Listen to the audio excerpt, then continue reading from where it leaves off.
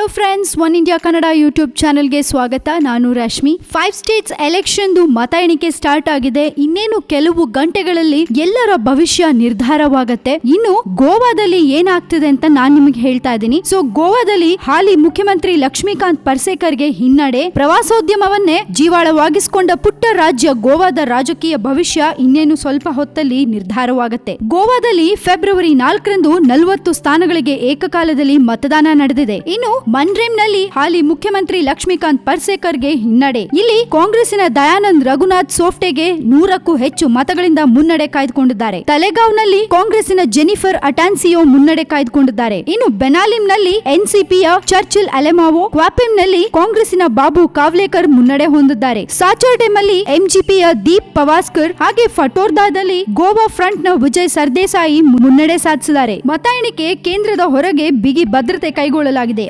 ಆರಂಭದಲ್ಲಿ 8 ಗಂಟೆಗೆ ಅಂಚೆ ಮತಗಳ ಎಣಿಕೆ ಆರಂಭವಾಗಿದ್ದು, ನಂತರ ಎಲೆಕ್ಟ್ರಾನಿಕ್ ಮತಯಂತ್ರಗಳನ್ನ ಚುನಾವಣಾ ಅಧಿಕಾರಿಗಳು ತೆರೆದಿದ್ದಾರೆ. ಆರಂಭದಲ್ಲಿ ಬಿಜೆಪಿಯ ಮನೋಹರ್ ಪರಿಕ್ಕರ್ ಮುಖ್ಯಮಂತ್ರಿಯಾಗಿದ್ದರು. ನಂತರ ಪರಿಕ್ಕರ್ ಕೇಂದ್ರ ಸಂಪುಟಕ್ಕೆ ರಕ್ಷಣಾ ಸಚಿವರಾಗಿ ನೇಮಕಗೊಂಡ ಲಕ್ಷ್ಮೀಕಾಂತ್ ಪರ್ಸೇಕರ್ ಮುಖ್ಯಮಂತ್ರಿಯಾಗಿದ್ದಾರೆ. ಅಂದಹಾಗೆ ಗೋವಾದಲ್ಲಿ ಬಹುಮತಕ್ಕೆ 21 ಸ್ಥಾನಗಳ ಅವಶ್ಯಕತೆ ಇದೆ. ಸಿ ವೋಟರ್ ಹಾಗೆ ಇಂಡಿಯಾ ಟುಡೇ, ಮೈ ಆಕ್ಸೆಸ್ ರಾಜ್ಯದಲ್ಲಿ ಬಿಜೆಪಿ ಅಧಿಕಾರಕ್ಕೆ ಬರುತ್ತೆ ಅಂತ ಹೇಳಿದೆ. ಆದ್ರೆ ಗೋವಾದಲ್ಲಿ ಮತ ಎಣಿಕೆಗಳನ್ನ ನೋಡಕ್ ಹೋದ್ರೆ ಬಿಜೆಪಿ 6, ಕಾಂಗ್ರೆಸ್ 8, ಆಪ್ ಇನ್ನು 0 ಹಾಗೆ ಇತರರು 3 ಮತ ಗಳಿಸಿದ್ದಾರೆ. ಇನ್ನೊಂದು ಸ್ವಲ್ಪ ಹೊತ್ತಲ್ಲಿ ಗೊತ್ತಾಗತ್ತೆ ಏನಾಗತ್ತೆ ಅಂತ. ಹೀಗೆ ಎಲೆಕ್ಷನ್ಸ್ ಅಪ್ಡೇಟ್ಸ್ ಗಳನ್ನ ನಿಮ್ಗೆ ಕೊಡ್ತಾನೆ ಇರ್ತೀವಿ. ಸೊ ನಮ್ಮ one India Kannada YouTube channel ಅನ್ನ ನೋಡ್ತಾ ಇರಿ. ಈ ನಮ್ಮ ವಿಡಿಯೋನ ದಯವಿಟ್ಟು ಲೈಕ್ ಮಾಡಿ ಹಾಗೆ ಶೇರ್ ಕೂಡ ಮಾಡಿ, ಜೊತೆಗೆ ಸಬ್ಸ್ಕ್ರೈಬ್ ಮಾಡೋದನ್ನ ಮರಿಬೇಡಿ.